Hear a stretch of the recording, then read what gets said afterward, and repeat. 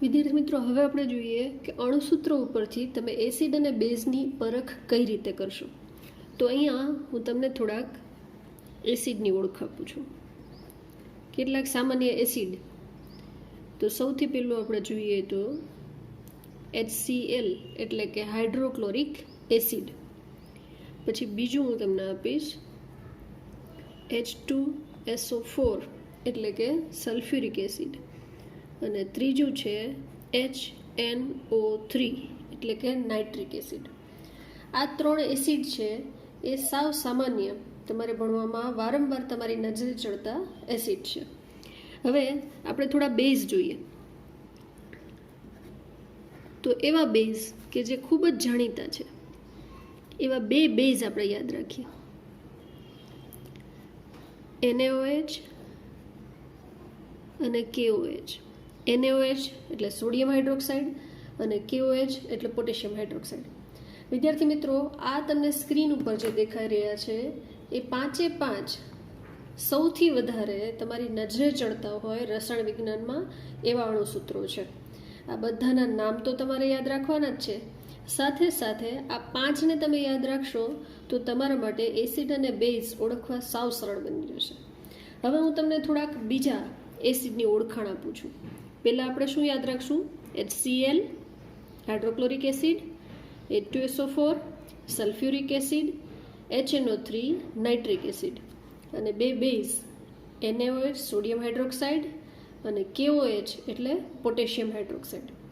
હવે બીજા કેટલાક એસિડ જે સામાન્ય રીતે તમારે ક્યાંક ને ક્યાંક ઉપયોગમાં આવશે એવા એસિડ આપણે જોઈએ તો H2CO3 એટલે કાર્બોનિક એસિડ, પછી Ca3COOH એટલે એસિટિક એસિડ અથવા વિનેગર, અને H3PO4 એટલે ફોસ્ફોરિક એસિડ.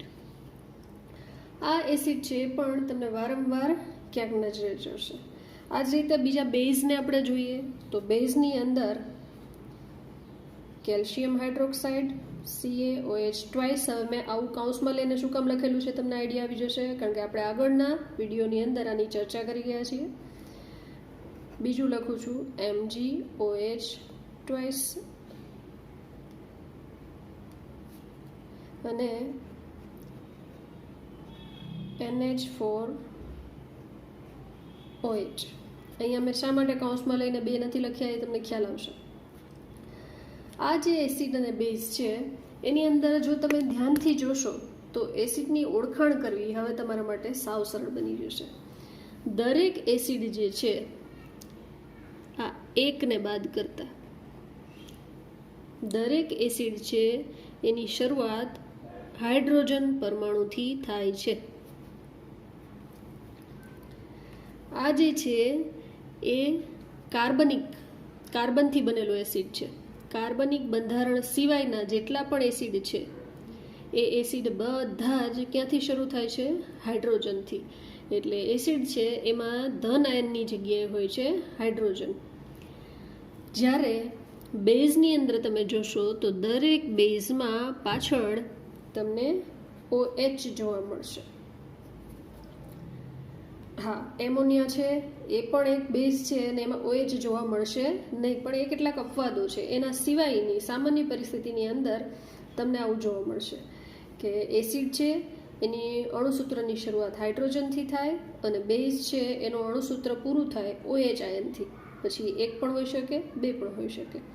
તો કેટલાક એસિડ અને બેઝ એ આપણે અહીંયા જોયા. હવે આ એસિડ અને બેઝ તમારા ઘરની અંદર તમે ક્યાં જોઈ શકતા હશો? તો તમને ઉદાહરણ આપું કે તમે એસિડ જે છે એ તમે જોઈ શકો છો લીંબુ, છાશ જેવા પદાર્થોની અંદર, અને બેઝ તમે કોઈ પણ સાબુ અથવા તો સોડા એની અંદર તમને બેઝ છે જોવા મળશે. આની કસોટી તમારે કરવી હોય તો તમે જાતે લિટમસ પેપર બનાવીને કરી શકો છો. લિટમસ પેપર કેમ બનાવવું?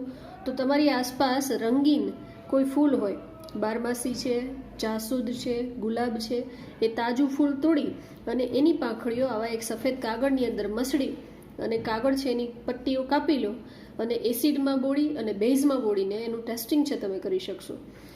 આ જે એસિડ અને બેઝ જે છે એને યાદ રાખવા માટે તમને આગળ મેં વાત કરી એવી રીતે કે એસિડ છે એ બધાની આગળ હાઇડ્રોજન આવશે, બેઝ છે એ બધાની પાછળ હાઇડ્રોક્સાઇડ આવશે.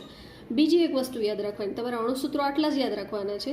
તમારે 10મા ધોરણના અભ્યાસક્રમ સુધી આટલા જ મહત્ત્વના એસિડ અને બેઝ ભણવામાં આવે છે. તો આ જે એસિડ અને બેઝ છે એની અંદર શરૂઆતના આપણે જે આ ત્રણની વાત કરી, આ જે 3 છે એ 3 પ્રબળ એસિડ છે અને આ બેને મેં જે અલગ લખેલા છે આ બંને પ્રબળ બેઝ છે. હવે પ્રબળ એસિડ અને પ્રબળ બેઝ એટલે શું એ આપણે જોઈએ. વિદ્યાર્થી મિત્રો, હવે આપણી સામે છે કેટલાક પ્રબળ acid, hydrochloric acid, sulphuric acid અને નાઇટ્રિક એસિડ, અને પ્રબળ બેઝ છે સોડિયમ હાઇડ્રોક્સાઇડ અને પોટેશિયમ હાઇડ્રોક્સાઇડ. હવે આને આપણે પ્રબળ એસિડ અથવા પ્રબળ બેઝ શું કામે કહીએ છીએ? સૌથી પહેલાં તો આપણે એ સમજવું જોઈએ કે પ્રબળતા એટલે શું. તો અહીંયા આપણે જે વાત કરવાની છે પ્રબળતા એટલે, ધારો કે હું હાઇડ્રોક્લોરિક એસિડ લઉં તો હાઇડ્રોક્લોરિક એસિડનું જ્યારે હું જલીય દ્રાવણ બનાવીશ ત્યારે એ જલીય દ્રાવણની અંદર હાઇડ્રોજન અને ક્લોરિન બંને આયનો છે એ સંપૂર્ણપણે છૂટા પડી જશે. એટલે કે આયનોનું વિયોજન થઈ જાય છે પાણીમાં, સંપૂર્ણપણે આયનો છૂટા પડી જાય. આવું જ્યારે થતું હોય ત્યારે તમે એને પ્રબળ એસિડ અથવા તો પ્રબળ બેઝ કહી શકો. NaOH છે તો એમાંથી પણ સોડિયમ અને હાઇડ્રોક્સાઇડ આયનો છે એ સંપૂર્ણપણે વિયોજન પામે છે પાણીની અંદર, માટે એને પ્રબળ બેઝ કહીએ છીએ. હવે પ્રબળ એસિડ અને પ્રબળ બેઝ સિવાયના, એટલે કે આ 5 સિવાયના જેટલા પણ એસિડ કે બેઝ આવે એ તમામે તમામ નિર્બળ એસિડ અને નિર્બળ બેઝ છે. હવે વિદ્યાર્થી મિત્રો, તમે જોઈ શકો છો કે એસિડ જે છે એ એસિડ કેમાંથી બનેલો છે? તો ધન આયન તરીકે અહીંયા હાઇડ્રોજન છે અને ઋણ આયન તરીકે અધાતુ તત્વ છે. ક્લોરીન છે, વાયુરૂપ છે, SO4 છે એ પણ, નાઇટ્રેટ છે એ પણ, એ બધા જ અધાતુ તત્વ છે. એટલે અધાતુ તત્વના ઓક્સાઇડની પાણી સાથે પ્રક્રિયા થાય. અધાતુ તત્વના ઓક્સાઇડ વત્તા પાણી, ત્યારે આપણને મળે છે એસિડ. એટલે અધાતુ તત્વના ઓક્સાઇડની પાણી સાથેની પ્રક્રિયાથી આપણને એસિડ મળે છે. જ્યારે અહીંયા તમે જોઈ શકો છો સોડિયમ ધાતુ તત્વ છે, પોટેશિયમ ધાતુ તત્વ છે, એની જ્યારે પાણી સાથે પ્રક્રિયા થાય ત્યારે એમાં હાઇડ્રોક્સાઇડ આયન ઉમેરાય છે. એટલે ધાતુ તત્વ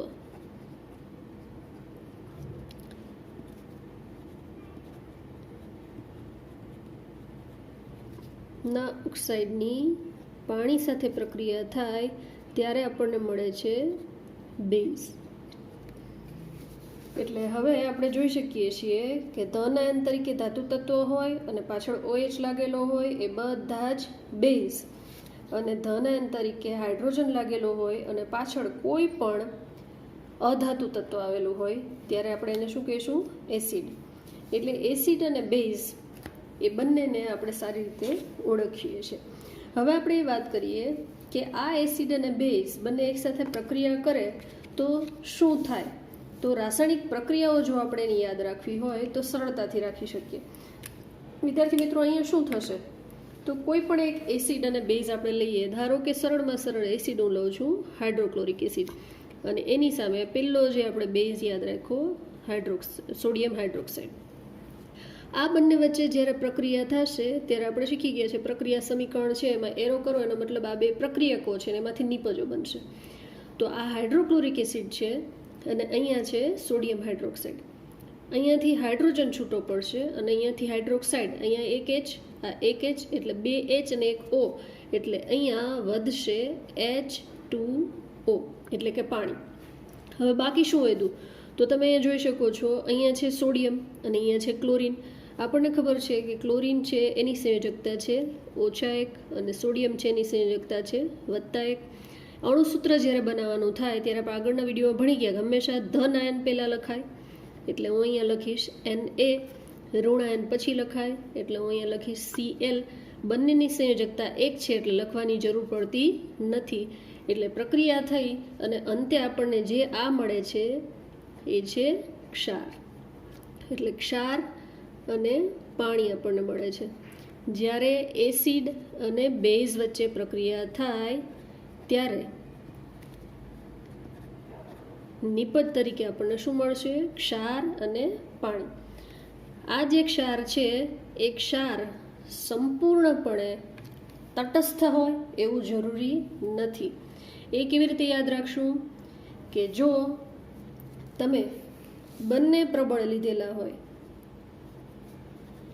પ્રબળ એસિડ વત્તા પ્રબળ બેઝ, તો પણ તમને મળશે એક ક્ષાર વત્તા પાણી.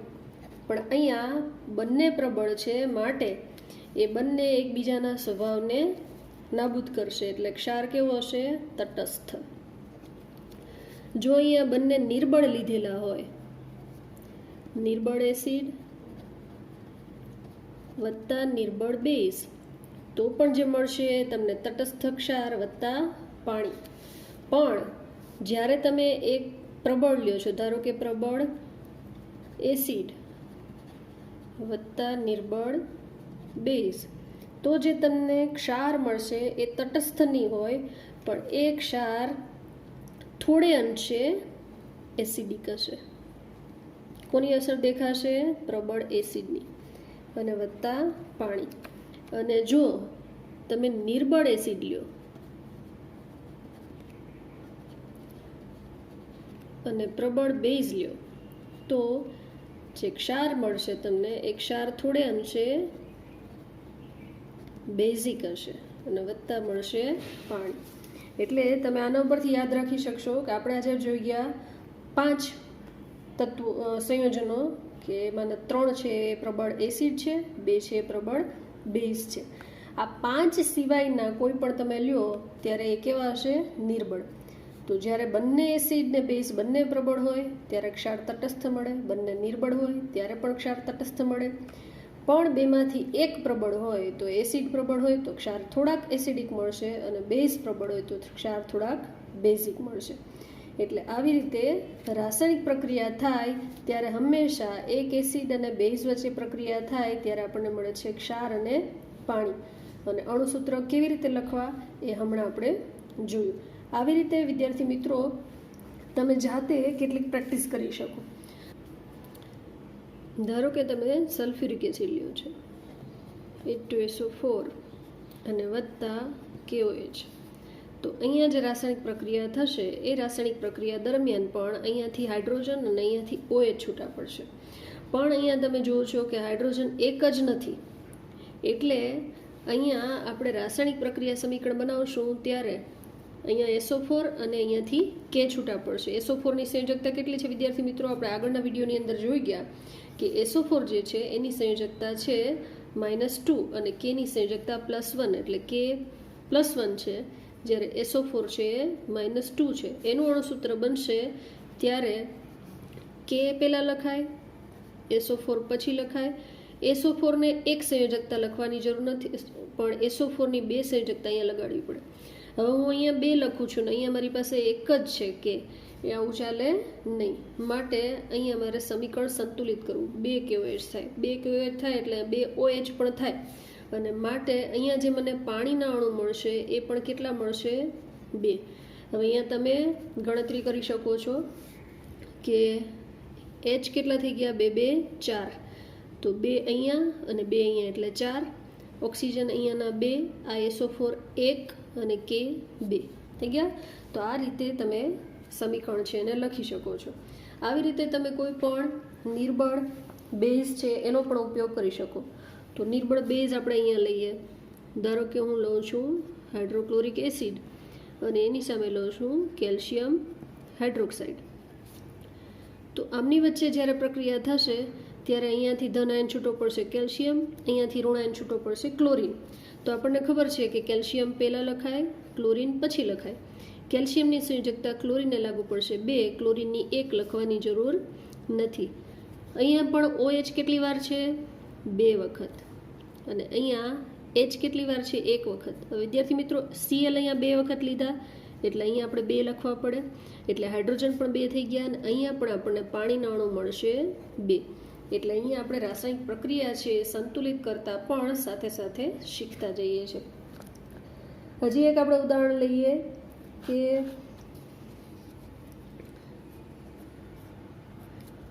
HCl વત્તા મેગ્નેશિયમ હાઇડ્રોક્સાઇડ. તો અહીંયા મેગ્નેશિયમની સાથે ક્લોરીન જોડાશે, મેગ્નેશિયમની સંયોજકતા 2 એટલે MgCl2. અહીંયા 2 લખવું એટલે મારે અહીંયા પણ આગળ 2 લખવા પડે, અને પરિણામે અહીંયા OH 2 વખત છે, અહીંયા H 2 વખત છે, એટલે 2 પાણીના અણુ આપણને મળશે. આ રીતે વિદ્યાર્થી મિત્રો રાસાયણિક પ્રક્રિયા છે એ પણ તમે સાથે સંતુલિત કરતા શીખ્યા.